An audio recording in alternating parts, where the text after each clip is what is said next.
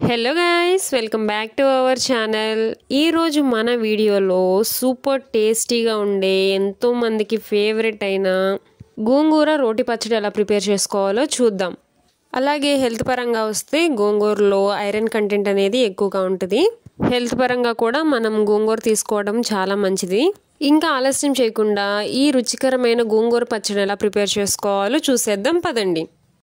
ముందుగా ఈ గోంగూర రోటి పచ్చడిని ప్రిపేర్ చేసుకోవడం కోసం స్టవ్ ఆన్ చేసుకుని ప్యాన్ పెట్టుకొని అందులోకి ఒక 2 టేబుల్ స్పూన్ ఆయిల్ యాడ్ చేసుకుని ఆయిల్ అనేది హీట్ అయిన తర్వాత ఇందులోకి ఒక 3 ఎండుమిరపకాయలు, ఒక 8 నుండి 10 పచ్చిమిరపకాయలని ఈ విధంగా మధ్యలోకి కట్ చేసుకుని యాడ్ చేసుకోవాలి.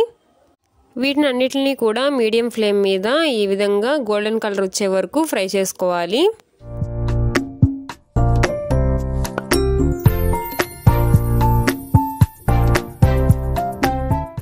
ఈ విధంగా ఇవి ఫ్రై అయిపోయిన తర్వాత ఒక ప్లేట్లోకి తీసేసుకోవాలి. ఆ తర్వాత ఇదే ప్యాన్లోకి ఒక 100 గ్రాములు పచ్చడి గోంగూర ఆకుల్ని తీసుకోవాలి. ఈ 100 గ్రాములు గోంగూర 2 కప్పులు అయిందండి నాకు.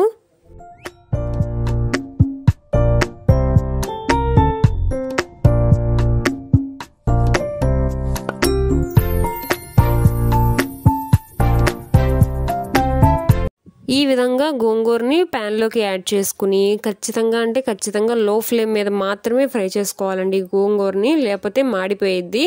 ఈ విధంగా గోంగూరని లో ఫ్లేమ్ మీద ఒక 2 మినిట్స్ పాటు ఫ్రై అయిన తర్వాత ఇందులోకి 1 టేబుల్ స్పూన్ సాల్ట్ యాడ్ చేసుకుని మళ్ళీ ఒకసారి ఫ్రై చేసుకోవాలి.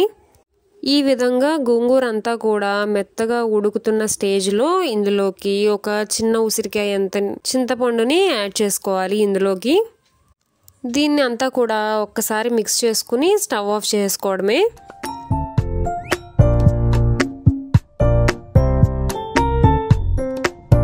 ఇప్పుడు ముందుగా ఫ్రై చేసుకున్న ఎండుమిరపకాయలు, పచ్చిమిరపకాయలు ఉన్నాయి కదా, వాటిని ఒక మిక్సీ జార్లోకి తీసుకుని అందులోకి ఒక 5-6 వెల్లుల్లి రెబ్బలు, అలాగే ఒక 2 టేబుల్ స్పూన్స్ ఆవాలు, మెంతిపిండి కూడా యాడ్ చేసుకుని దీన్ని అంతా కూడా ఒకసారి గ్రైండ్ చేసుకోవాలి.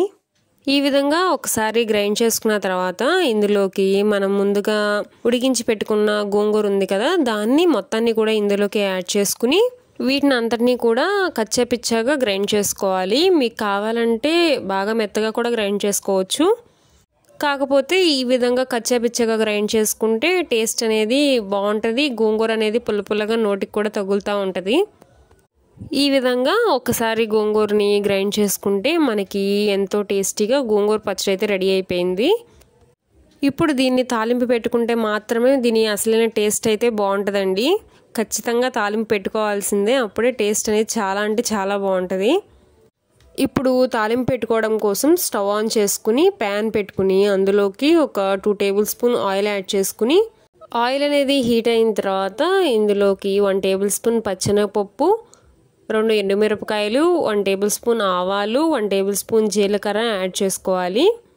ఆ తర్వాత లాస్ట్లో ఫ్రెష్గా ఉన్న కరివేపాకుని ఒక 2 టేబుల్ స్పూన్స్ యాడ్ చేసుకుని స్టవ్ ఆఫ్ చేసుకోవడమే.